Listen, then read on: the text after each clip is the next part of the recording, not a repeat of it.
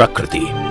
जीवन जीने के लिए हमें मिला बहुमूल्य उपहार, जिसके सम्मान ने भारत को सिखाया वनों, नदियों, धरती, आकाश, पहाड़ सभी का करना वंदन। लेकिन मानव की ये सम्मान भावना समय के साथ कम होती गई और चारों ओर फैलता गया गंदगी का साया।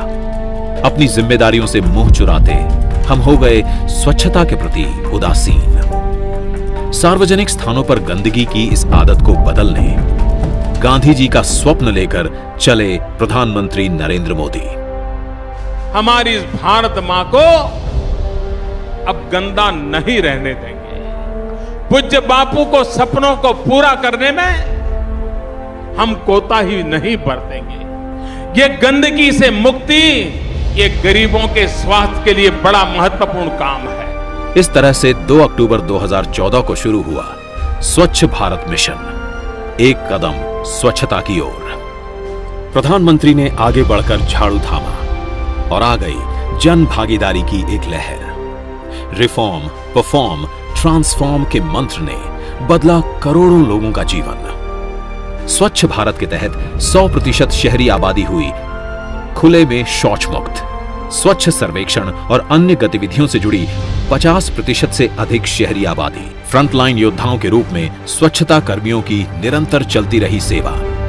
कोविड-19 के समय में भी भारत के नगरीय भाग को किया संरक्षित। सरकार ने भी रखा उनका ख्याल। उपलब्ध करवाई सुरक्षा किट्स, मुफ्त मिला सबको टीका। ठोस अपशिष्ट का भी किया जा रहा है वैज्ञानिक विधि से निपटान। अपशिष्ट उपचार के लिए इनोवेशन वाली उद्यमिता के प्रयोग से अर्थव्यवस्था सशक्त हुई और सफाई मित्रों को मिला स्वरोजगार और सम्मान। विशाल जन भागीदारी से बना दुनिया का सबसे बड़ा स्वच्छता अभियान।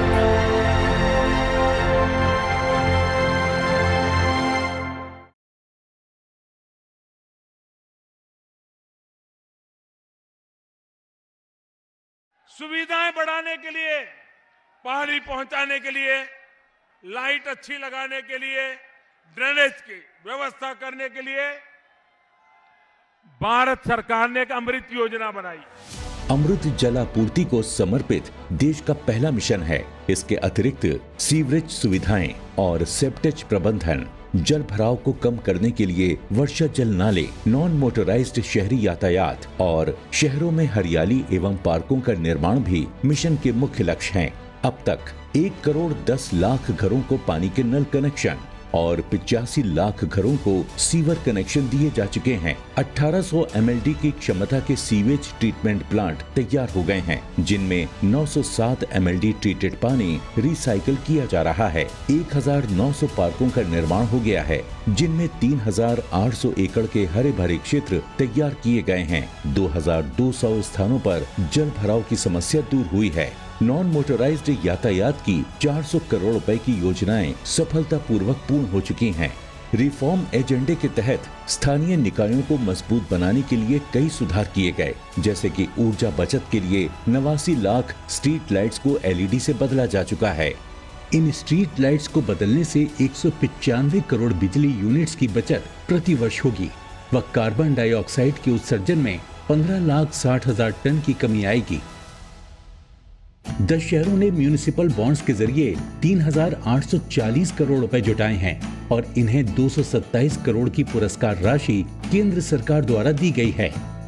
ऑनलाइन बिल्डिंग परमिशन सिस्टम के तहत निर्माण कार्य की सभी स्वीकृतियां एक ही आवेदन के माध्यम से ऑनलाइन प्राप्त कर सकते हैं। ये सेवा 2,471 शहरों में काम कर रही है, जिसमें 444 अमृत मिशन शहर शामिल हैं। शीघ्र ही इसे प्रत्येक शहर में लागू किया जाएगा। सिर्फ अमृत मिशन एक ऐसी योजना है जिससे न केवल नागरिकों को बुनियादी सुविधाएं मिल रही हैं, बल्कि स्थानीय निकायों की स्थिति में भी व्यापक सुधार हो रहा है।